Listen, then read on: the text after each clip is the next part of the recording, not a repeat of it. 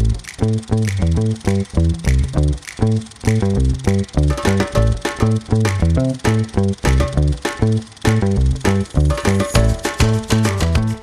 everybody, and welcome to another episode of Kev's Movie Corner. I'm Kev. Doug is joining me again this week, back after a little bit of a off week.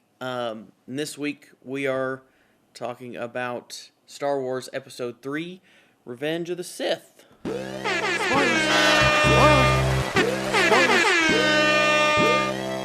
And, Doug, I don't think I had seen this one since we watched them when I was, like, in high school, like, when they came out. So, Yeah. this is... The synopsis for this one on IMDb, or the brief summary for this one, is: as the Clone War nears an end, Obi-Wan Kenobi pursues a new threat while Anakin Skywalker is lured by Chancellor Palpatine into a sinister plot for galactic domination. There's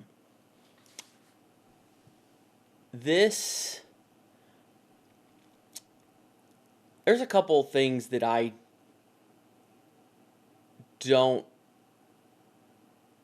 didn't like about this one. I like the storyline a lot, because you get, like, Anakin obviously turning into Darth Vader. You get all that. You kind of get that part. I felt like in this one, more than the other two, you could see the computer animation and the graphics a lot. Like, and I know that's just because it's the early 2000s and, like, it just hadn't advanced as much. But, like, a lot of the fight scenes, you could tell that it was CGI when they're, like, jumping around and fighting, because it just didn't look real. Mm-hmm. And it just, I didn't like. It just threw me off a lot more than I expected it to. and that was one of my negatives, because that was early along where people weren't used to acting in front of blue screens. And I mean, some of this dialogue was really emotional dialogue, as far as bringing people, not losing them, bringing them back to life and all this and that. And some of the dialogue seemed just flat, like they were just having a conversation like you and me. And you got these amazing fight scenes going on around them, and they're just kind of like very monotone almost. And it almost looked, I'm with you. Out of the first three, the prequels, it's my favorite. It's a good thing I probably wasn't on last week, because I don't think I would have had one positive thing to say about Anakin being a creeper over Padmé. But it did. It almost looked cartoonish at times. Yeah, it does. It I mean, looks... the storyline carried it, but and then, like you said, with Anakin turning dark, and there was some really good parts, but some of it almost looked cartoonish. Looks animated. Like, it almost looks animated at times when you watch it. And it's a good thing that the storyline is so good that it kind of carries it along, because it doesn't look like some of the graphics, the way that the CGI. And I did read that the clones in it, there's not a single, the entire clone army, none of them are real people. They're all CGI'd, which is just... I came across that too. Yeah. And it's just, it just didn't look... It looked too off to me. And I know it's not like... I know it's because, they don't...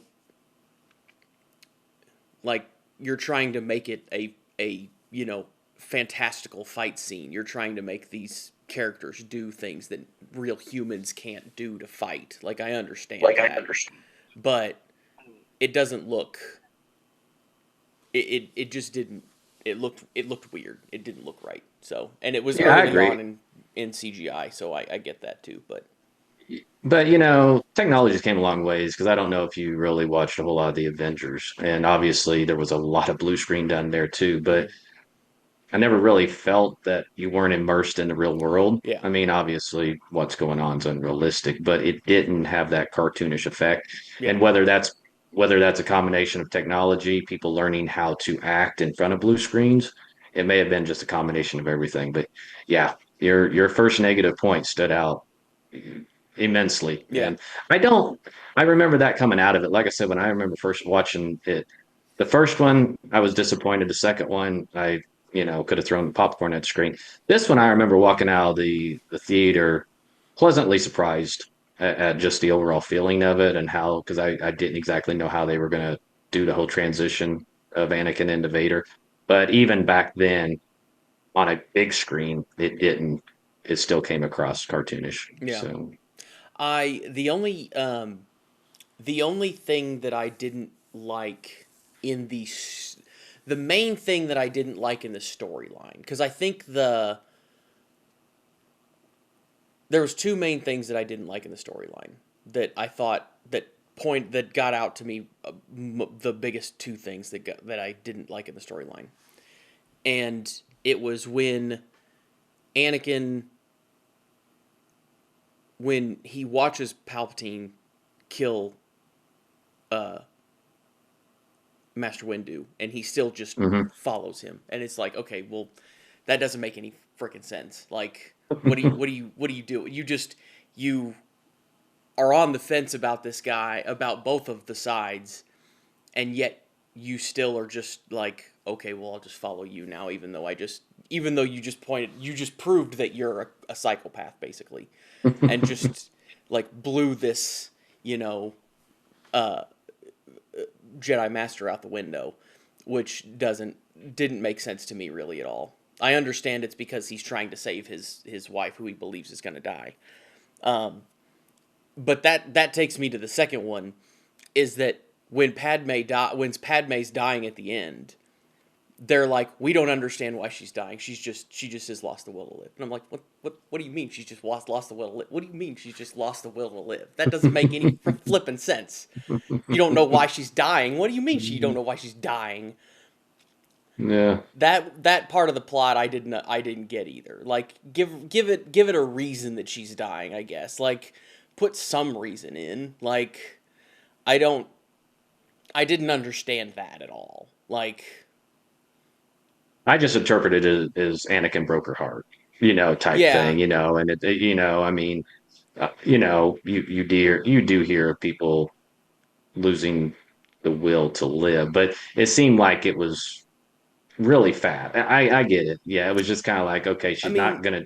Everyone says, oh, she died during childbirth, but really, that's not what killed her. And they're just like, no, no. she just doesn't have a will to live. Yeah. So Cuz they yeah, say that she doesn't have a will to live, but she's also got two children now. Like, that's the thing that it doesn't really make sense. It's there's kind of a, yeah, I get that it's like Anakin broke her heart, but at the same time she also has two children, which you would think would also make her have a will to want to live. live. Yeah, exactly. Yeah, Like, that's where it kind of yeah. falls flat in my eyes. It's like that it was kind of a weird thing Yeah. right there. And if Anakin is as strong and everything as he's supposed to be, how did he not sense that?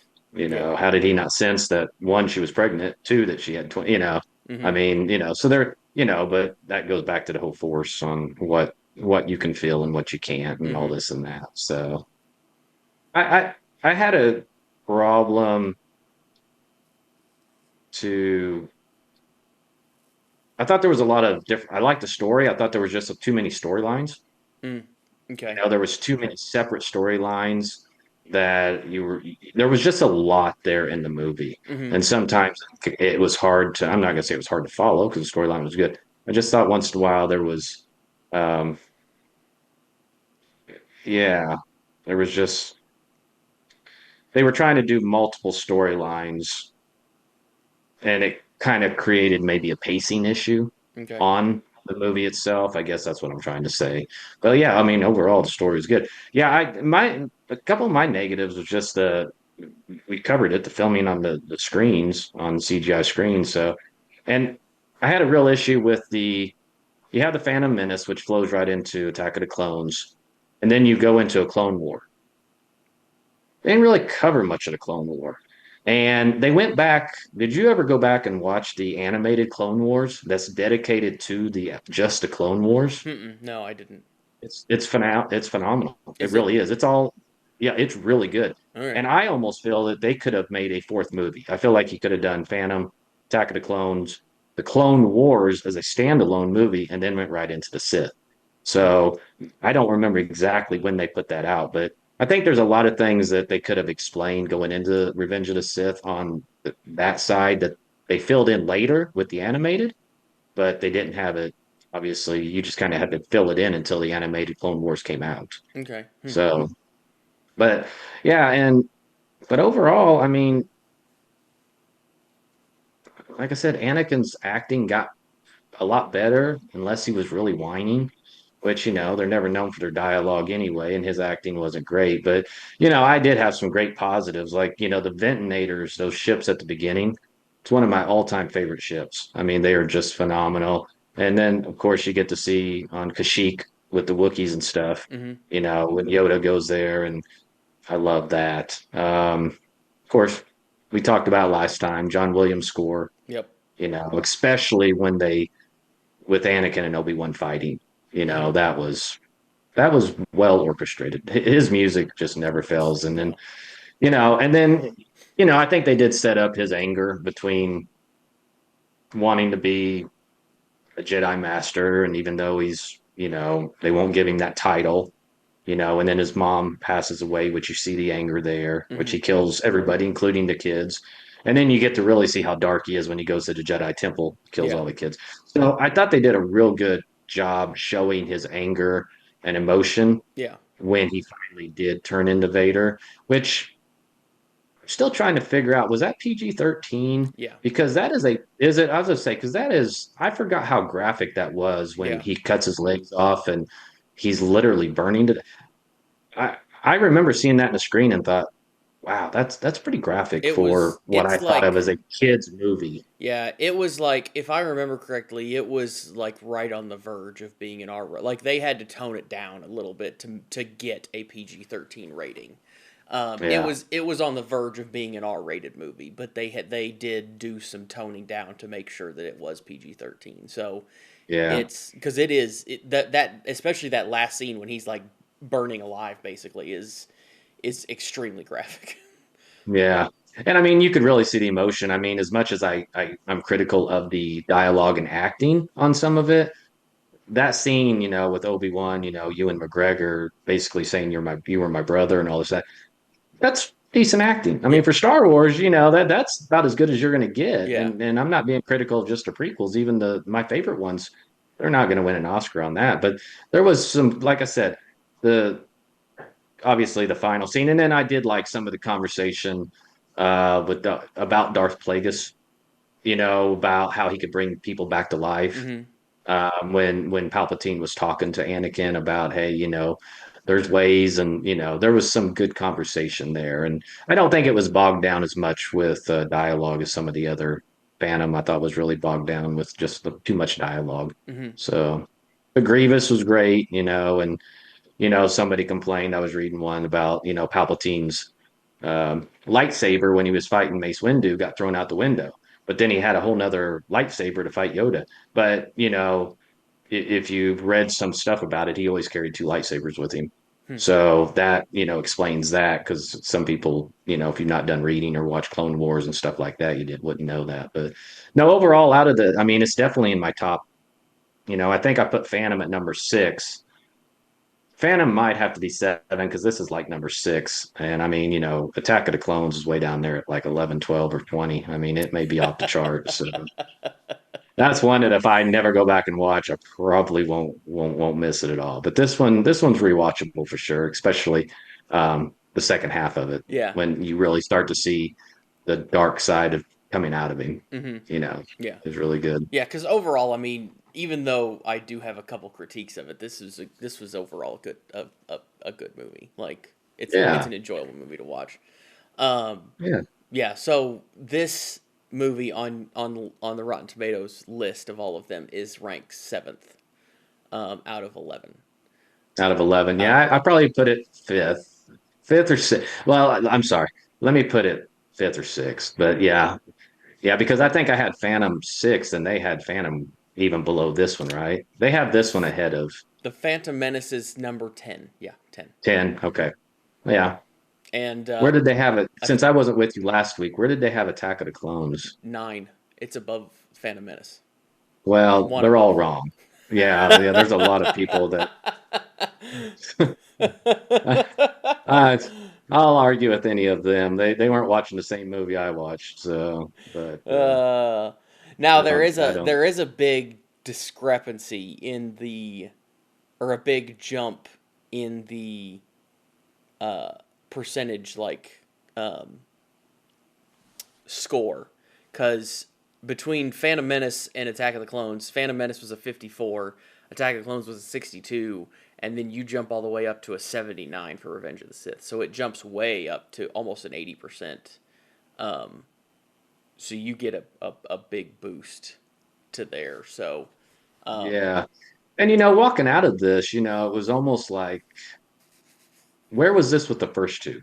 Obviously, George Lucas's, vision of his whole Star Wars, saga was there, but it's just like this was so much better than the first two. It's like, where was this in the first two? He proved right there, okay, I haven't forgot how to make movies, to mm-hmm. tell a good storyline and do all this. And I realized there wasn't quite, it all had to build up to this. So maybe that was part of it. But I just he kind of redeemed himself after the second movie with this one, but I just felt that you could almost go back and make the first two. There's so much that they left on the table that they could have done to improve them, and this one didn't have near as much negative things to it.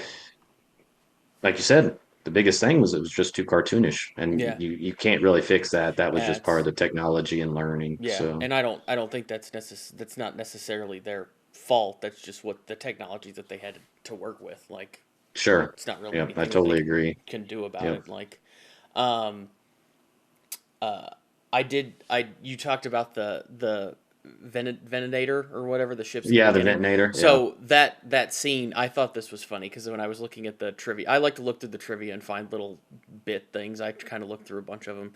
Um, the people at Industrial Light and Magic when they were doing that opening scene, one of the pieces of debris that flies through the frame whenever they're doing that opening scene in one of the explosions is actually a kitchen sink because somebody made the joke that we're throwing everything including the kitchen sink in this scene.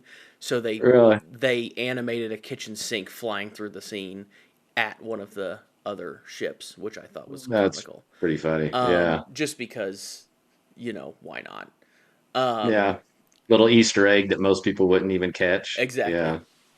Yeah. Um, Also, all the volcanic eruptions on the in the last part of that was actually a volcanic eruption from Italy, from Mount Etna.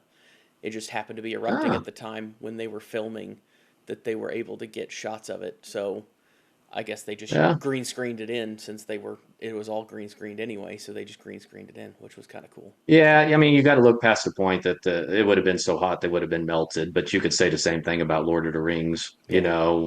when they're in the bowl, so you look past some of that, but yeah, the animation and once again, some of my favorite things with the Phantom was the Darth Maul fight at the end. And Mhm. like I said, him and Obi-Wan, that was yeah, it fit well and it flows right into they did well connecting this one right into well really the end of which we'll see the end of Rogue One going right into a New Mhm. Hope type thing. Yeah. So it all looking at the storyline from the first three, it all works. Yeah.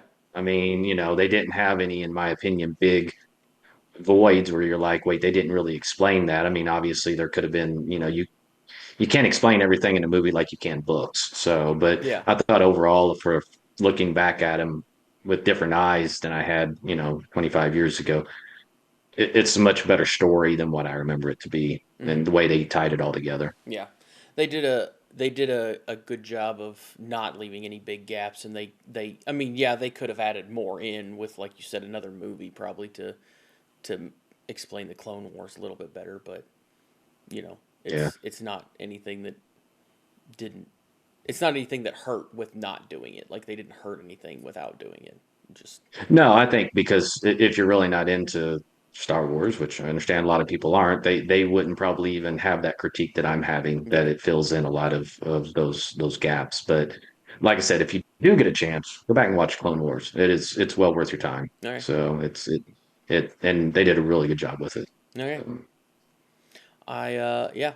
Was there any other last thoughts that you had about this one before we wrap up this episode?